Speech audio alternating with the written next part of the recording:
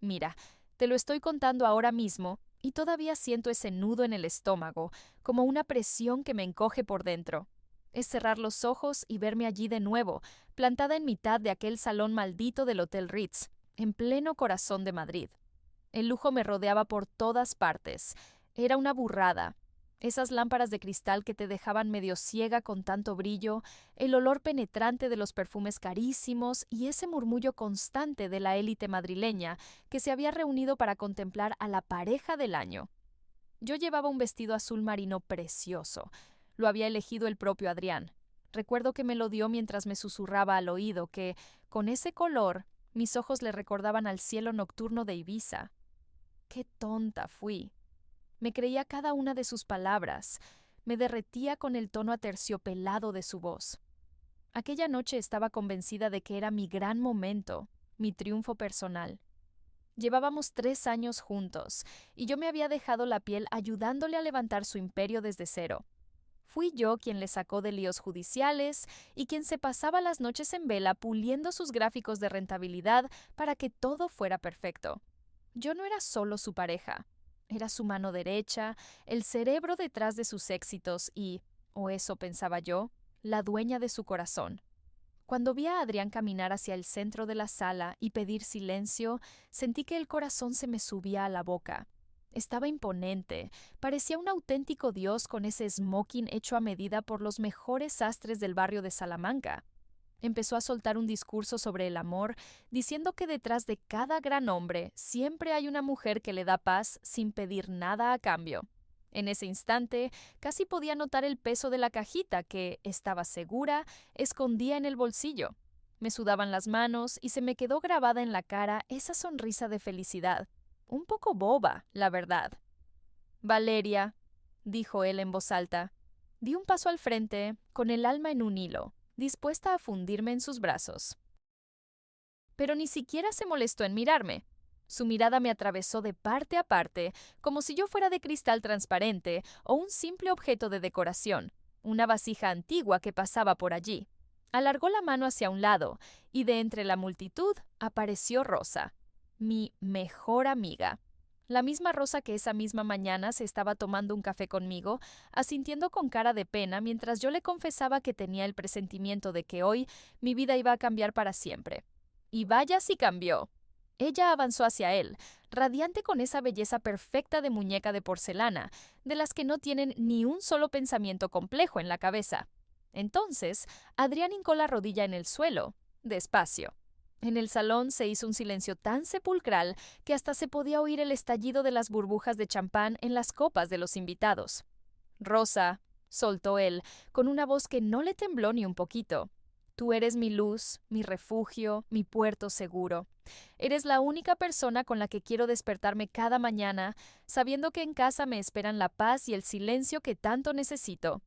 ¿Quieres casarte conmigo? En ese preciso instante, sentí cómo mi mundo entero se hacía añicos, como si todo lo que conocía se convirtiera en ceniza de repente. Me quedé allí pasmada, viendo cómo le deslizaba en el dedo un pedrusco, un diamante que parecía un dátil de lo grande que era. ¿Y ella se tapaba la boca con la mano, fingiendo una sorpresa que no se creía ni ella, porque cuando me lanzó una mirada de reojo, lo único que vi en sus ojos fue un brillo de superioridad frío como el hielo. Me estaba diciendo, he ganado yo. La gente estalló en aplausos. Se oían gritos de «¡Vivan los novios!» por todo el salón, y yo sentía la cara totalmente dormida, como si me hubieran pinchado una anestesia de caballo. No tenía fuerzas ni para montar un pollo ni para romper a llorar. Me limité a observar al hombre por el que habría quemado todos mis puentes, y ahí lo entendí todo. No es que me hubiera traicionado, es que me había borrado del mapa. Había elegido a la que le resultaba más cómoda, a la que no le iba a rebatir ni una estrategia de negocio ni a pillarle sus juegos dobles. A sus ojos, yo era demasiado lista, demasiado fuerte, demasiado de verdad para él. Me di media vuelta y tiré hacia la salida. Notaba en mi espalda los cientos de miradas de los invitados, unos con lástima, otros con recochineo, otros simplemente por el morbo. Pero no miré atrás, ni una sola vez. Esa noche en Madrid caía un chaparrón de esos que no suelen verse en esa época, y dejé que el agua me empapara y se llevara por delante los restos de aquella Valeria que aún creía en el amor. Solo tenía una cosa clara. Esto no se acababa aquí. Había sido la lección más amarga de mi vida, pero también la más necesaria. Rosa se había colado en nuestras vidas así, de puntillas, como la niebla que entra por el puerto de Barcelona. Al principio ni te das cuenta, y cuando te quieres fijar, ya lo ha inundado todo. Éramos amigas desde los tiempos de la universidad en Salamanca, y cuando me vino con el cuento de que la habían echado de su oficina, fui yo misma, con mis propias manos, la que se la puso en bandeja a Adrián. Es de fiar, Adrián, no es de las que aspiran a cargazos, solo busca un sitio tranquilo donde trabajar. Le solté yo aquel día, mientras firmaba su contrato como asistente en nuestra oficina central de Madrid. Si hubiera tenido la más mínima idea de que en ese momento estaba firmando la sentencia de muerte de mi propia felicidad, le habría prendido fuego a aquel papel allí mismo. Durante los primeros meses, te juro que todo parecía sacado de un anuncio de felicidad. Los tres solíamos quedar para cenar en esos restaurantitos con encanto del barrio de Chueca, dándole al vino blanco y arreglando el mundo entre risas. Yo me desvivía dándoles detalles sobre los nuevos mercados que íbamos a abrir y cómo nos íbamos a merendar a la competencia de Valencia, mientras Rosa escuchaba con los ojos como platos, siempre atenta para rellenarle la copa a Adrián en el momento justo. En aquel entonces, yo solo veía los mimos de una buena amiga. No me entraba en la cabeza que aquello era el cálculo frío de una depredadora. Pero claro, a mis espaldas ya se estaba jugando otra partida. Mientras yo me mataba a viajes de negocios y me dejaba la piel cerrando fusiones, Adrián y Rosa empezaron a encontrar puntos en común. Todo empezó con mensajitos de WhatsApp supuestamente por temas de trabajo, que poco a poco se fueron convirtiendo en charlas nocturnas interminables. Mi Adrián, que siempre se quejaba de que yo tenía una mente demasiado analítica, encontró en Rosa justo lo que le faltaba, una admiración absoluta y, sobre todo, vacía de contenido. Valeria, hija, es que siempre estás enterrada entre números. Me soltaba por las noches cuando yo intentaba que cuadráramos el presupuesto. Rosa dice que la vida se nos escapa mientras contamos porcentajes, y si nos plantamos el fin de semana en Marbella y nos olvidamos de todo, yo no le daba importancia, me parecía un capricho tonto y hasta tierno. Lo que no sabía era que a Marbella ya se había escapado él solito. Bueno, solo es un decir, porque se fue mientras yo estaba de reuniones en Bilbao. No tenía ni idea de que Rosa ya dejaba su marca de carmín en las copas de su despacho, ni de que él, cerrando la puerta con llave, le confesaba que estaba harto de mi perfeccionismo y de que siempre quisiera tenerlo todo bajo control. Estaba tan cegada por el amor y por el proyecto que teníamos juntos, que no me cosificaba de las miraditas que se intercambiaban cuando yo no miraba. Ni siquiera caí en que Rosa había empezado a usar ese perfume que Adrián siempre decía que era el más sexy del mundo. Yo me deslomaba construyendo un imperio para él, y mientras tanto, él se dedicaba a montar un nidito de amor con la que no le obligaba a pensar demasiado. Sus encuentros furtivos se volvieron cada vez más descarados. Mientras yo revisaba las cuentas en nuestra oficina del Paseo de la Castellana, ellos se pegaban homenajes en clubes privados de Madrid donde Adrián la presentaba como su musa. Llevaba esa doble vida con una facilidad que pone los pelos de punta. Me traía flores por nuestro aniversario y una hora después le compraba a Rosa ese collar que ella misma elegía entre risas, mofándose de mi olfato para los negocios. Lo que más me revuelve las tripas, te lo juro, es que Rosa seguía haciendo su papel de mejor amiga a la perfección. Venía a mi casa, se pimplaba mi vino y se quedaba ahí sentada, escuchándome soltar lo feliz que me sentía porque pronto Adrián y yo íbamos a formar una familia de verdad. Ella asentía con esa carita de pena fingida y, acto seguido, le reenviaba mis mensajes a él, pitorreándose de lo ilusa que era yo. «Es que es tan previsible, Adrián», le susurraba en esos ratos que rascaban a solas. «Solo tiene números en la cabeza. Pobre, ni se entera de que hace siglos que dejó de ser tuya». Aquel fin de semana en Marbella se suponía que iba a ser como un ensayo de nuestra vida futura. Adrián reservó una villa con unas vistas al mar de Escándalo, de esas donde el aire huele a salitre y al lujo del caro. Yo, fiel a mis costumbres, me eché el portátil del trabajo en la maleta, un gesto que a él ya solo le provocaba una mueca de asco y desprecio. Y Rosa, claro, se apuntó por hacer compañía. que la pobre decía que estaba agotada tras una semana intensa en la oficina de Madrid. Me acuerdo perfectamente de estar en la terraza, dándole a un albariño bien fresquito. El sol se estaba hundiendo en el Mediterráneo y lo teñía todo de un color melocotón precioso. Yo estaba emocionadísima contándole a Adrián que había dado con la tecla para bajarle la carga fiscal de su nuevo proyecto casi un 15%. Para mí era un triunfazo, una victoria de las mías, de pura inteligencia aplicada. Valeria, por el amor de Dios, cállate aunque sea una puñetera tarde, soltó Adrián, pegando un golpe con la copa sobre la mesa de mármol. El sonido fue seco, cortante, como un disparo. ¿Es que no puedes ser una mujer normal ni un minuto? Mira a Rosa. Lleva media hora mirando las gaviotas y está tan feliz. Y tú aquí, contando billetes hasta en el paraíso. Rosa, en ese momento, se desperezó en la tumbona con una elegancia que daba rabia, ofreciéndole la cara a los últimos rayos de sol. Tenía en los labios esa sonrisita de serpiente, casi imperceptible, pero que lo decía todo. Pero bueno, Adrián, no seas así, soltó con esa voz cantarilla sin ni siquiera abrir los ojos. Si Valeria solo quiere que seas el tío más rico de toda España. La pobre no entiende que a veces lo único que necesitas es respirar, sin gráficos, sin informes y sin sentir que tienes a alguien examinándote cada vez que abres la boca. Me quedé allí parada mirándolos y noté perfectamente cómo algo se rompía dentro de mí. Un crack definitivo. No era una simple rabieta de pareja. Era el momento exacto en el que se habían aliado contra mí delante de mis narices. Y yo, por puro orgullo, me negaba a ver lo que tenía delante de los ojos. Esa noche me desperté muerta de sed. Salí al pasillo a por agua y de repente escuché unas voces que venían del cuarto de invitados. Estaban hablando bajito, pero la puerta no estaba cerrada del todo. Adrián, se va a oler la tostada pronto. El susurro de Rosa cortaba como un cuchillo. Que no es tonta, joder. Su cabeza va más rápido que la de todos tus abogados juntos. Pues que se entere si quiere. La voz de Adrián sonaba pastosa, con esa determinación que te da el alcohol. Estoy hasta las narices de tener que estar a su altura. Con ella me siento como un empleado más de mi propia empresa, siempre examinándome. En cambio, contigo me siento un hombre de verdad. Solo un poco más, Rosa. Después de la fiesta en el Ritz se acabó lo que se daba. Se marchará ella solita, que la conozco y sé de qué pie cojea con su orgullo. Me quedé petrificada en la oscuridad, pegada a la pared fría, clavándome las uñas en las palmas de las manos hasta hacerme sangre. Mi prometido y mi queridísima amiga estaban planeando cómo quitarme de en medio a 5 metros de donde yo estaba. Todo mi mundo, ese que yo había construido a base de lógica, números y confianza ciega, se hizo cenizas en un minuto. Pero no entré en la habitación. No monté el espectáculo que se merecían. Mi mente analítica, esa que tanto despreciaban, se puso a funcionar a 1000 por hora. Si lo que querían era mi orgullo, lo iban a tener. Pero lo que no iban a ver era mi debilidad.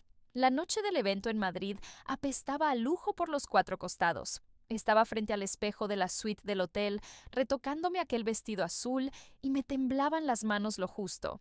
No era por la emoción, era por ese presentimiento pegajoso que no me soltaba. Cuando entramos en el salón, Adrián me llevaba del brazo.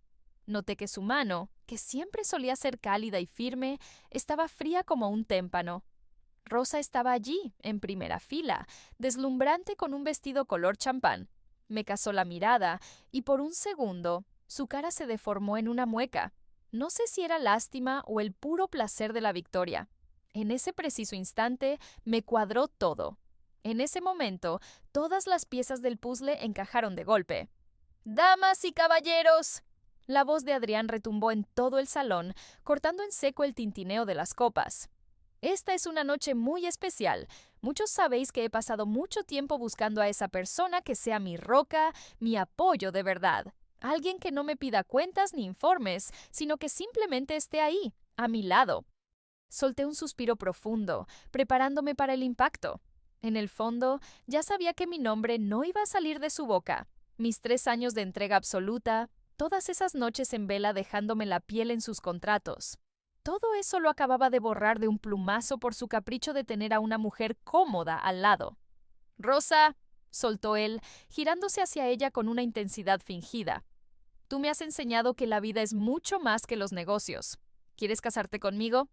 El salón entero soltó un grito ahogado. Notaba cómo la gente empezaban a intercambiar miraditas, buscándome desesperadamente con la vista. ¿Esa es Valeria, la que le levantó el imperio? ¿Se ha quedado de piedra, de simple espectadora? Se leía en sus caras. Rosa, haciendo un teatro digno de un Goya, se llevó las manos a la cara y forzó un par de lagrimitas de cocodrilo. Adrián le puso el anillo en el dedo, ese mismo pedrusco que yo le había ayudado a ganarse con mi propio cerebro. Pero no me desmayé. No monté un espectáculo ni me puse a gritar como una loca. Me quedé allí, tiesa como un palo, con la barbilla bien alta, sintiendo cómo todo lo que sentía por él se quemaba por dentro, dejando paso a un cálculo frío, puro y cristalino. Adrián me miró de reojo un segundo. Vi miedo en sus ojos, mezclado con alivio. Se pensaba que yo iba a montar un número para poder tacharme de la ex loca, pero se quedó con las ganas. Simplemente le di un sorbo al champán y posé la copa en la bandeja de un camarero que pasaba por allí. Enhorabuena, Adrián. Le solté bajito cuando pasó por mi lado. Acabas de cerrar el negocio más ruinoso de toda tu vida. Has preferido la fachada al cimiento. Buena suerte con las reformas cuando todo empiece a venirse abajo. Salí de aquel salón en mitad de un silencio sepulcral, de esos que pesan. Esa noche no pisé mi casa. Me fui directa a la oficina, metí mi memoria USB en el ordenador y borré hasta el último de mis algoritmos y estrategias personales, cosas que no figuraban en el contrato como propiedad de la empresa. Le dejé el cascarón vacío. Su imperio se sostenía gracias a mis conexiones neuronales y me las llevaba conmigo. Una hora después, ya estaba sentada en el tren hacia Barcelona. Me había quedado sin marido, sin mejor amiga y sin trabajo. Pero me quedaba lo más importante, mi cabeza. Y te digo una cosa, sabía perfectamente que, en 5 años, vendría arrastrándose a suplicarme ayuda. Barcelona me recibió con ese viento salado del Mediterráneo y el jaleo de las Ramblas, que me vino de perlas para tapar el vacío tan enorme que se me había quedado en el alma. Durante los primeros 6 meses, no vivía. Trabajaba 20 horas al día, sin descanso. Me alquilé un piso minúsculo en pleno Eixample, donde no había ni muebles.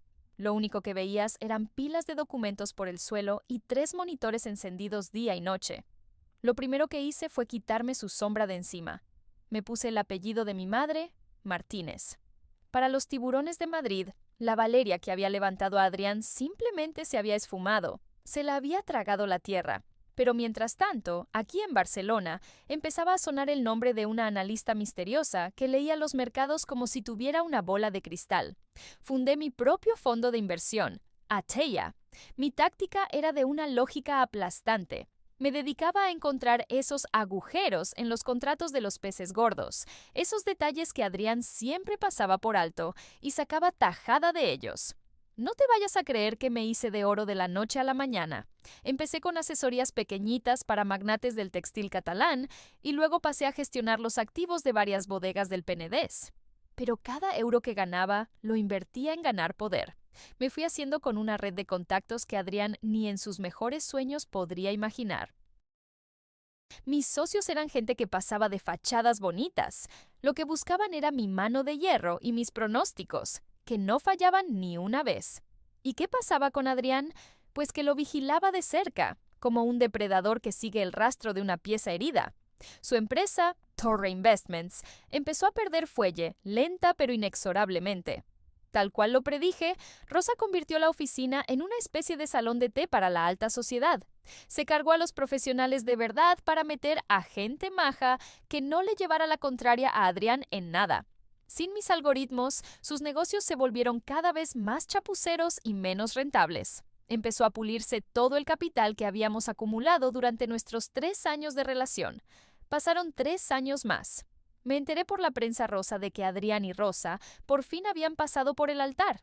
En las fotos salían ideales, su villa en la Costa Brava, yates, fiestas que no se acababan nunca.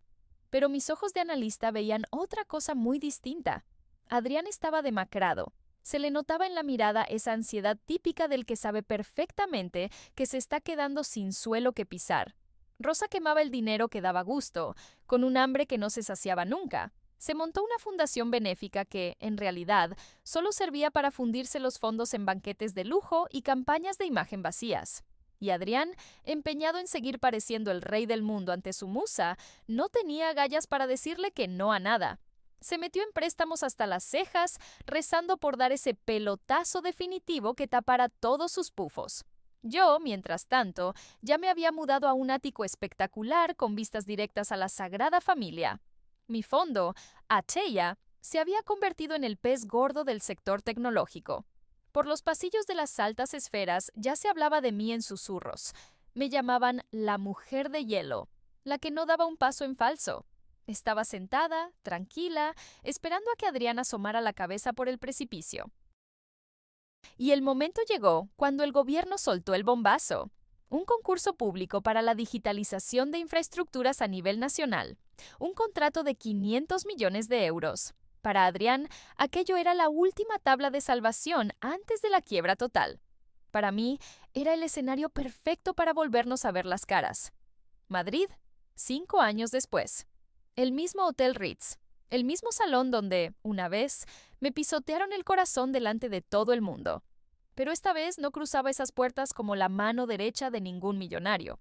Entraba como la presidenta del consejo del consorcio que tenía la última palabra sobre el mayor contrato de la década. Vi a Adrián en el pasillo antes de empezar la reunión. Estaba junto a una ventana, ajustándose el nudo de la corbata con unos nervios que se le salían por los poros. Rosa estaba a su lado, cotorreando como siempre mientras le retocaba la solapa, pero su modelito era de un lujo tan exagerado que resultaba hasta ordinario para una cita de negocios. Se la veía mayor. Bajo capas y capas de maquillaje caro se intuía ese cansancio típico de la mujer cuya única ocupación es retener a un hombre que está perdiendo el poder. Cuando el secretario les hizo pasar a la sala de juntas, yo estaba sentada al fondo de la mesa, un poco en penumbra. Adrián arrancó con su presentación y la voz le temblaba que daba pena. Intentaba vender las mismas estrategias de siempre, aquellas que yo le diseñé hace siglos, pero que ya estaban más que caducas. Daba lástima verle. Señor Adrián, solté en cuanto terminó su exposición. Mi voz sonó fría, nítida, rajando el silencio de la sala como si fuera un bisturí. Sus cálculos sobre los riesgos ni siquiera contemplan una volatilidad del mercado del 12%. Lo que nos está vendiendo es un castillo de arena. Adrián se quedó petrificado. Fue girando la cabeza poco a poco hacia donde venía mi voz. El salón estaba a media luz, pero en cuanto me eché hacia adelante y mi cara entró en el haz de luz de la lámpara de mesa, se puso más blanco que la cal. «Valeria», consiguió articular, y en esa sola palabra noté un pánico que no le había escuchado en la vida. Rosa, que estaba justo detrás de él, soltó un grito ahogado y se llevó la mano a la boca. No me reconoció al momento. Está claro que estos años me han cambiado por fuera y por dentro. Mis ojos, que antes desbordaban amor por él, ahora eran 2 piezas de acero congelado. Para usted, soy la señora Martínez, le corregí, sin mover un solo músculo de la cara. Y no he venido aquí a remover el pasado, no se confunda. Estoy aquí para decidir si es razonable invertir fondos públicos en su empresa. Y, si le soy sincera, no encuentro ni un solo motivo para darle el sí. Adrián se abalanzó hacia la mesa, haciendo que sus papeles salieran volando por todas partes. «Valeria, escúchame. Aquello fue un error». «Rosa, ella no entiende nada de esto», me nubló la vista. «Necesito esa inversión, si no el banco me lo quita todo. Tú sabes mejor que nadie cómo me he dejado la piel trabajando». «¿Que tú has trabajado?» Me levanté despacio, con toda la calma del mundo. «No, Adrián, la que trabajaba era yo. Tú solo te dedicabas a lucir la fachada. ¿Querías a una mujer que no hiciera preguntas? Pues enhorabuena, ya la tienes. Ahora ella puede hacerte una pregunta muy buena. ¿De qué vais a vivir cuando liquiden vuestra empresa por las deudas?» Rosa intentó meter baza, con una voz que ya era casi un chillido histérico. «No puedes hacernos esto. Esto es una venganza personal. Te vamos a demandar». Le clavé la mirada y se cayó de golpe. En mis ojos no había odio, que eso al menos es una emoción.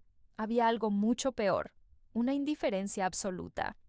«Esto no es personal, Rosa. Estos son negocios. Vuestro proyecto no tiene pies ni cabeza. Vuestros activos están inflados y vuestra reputación...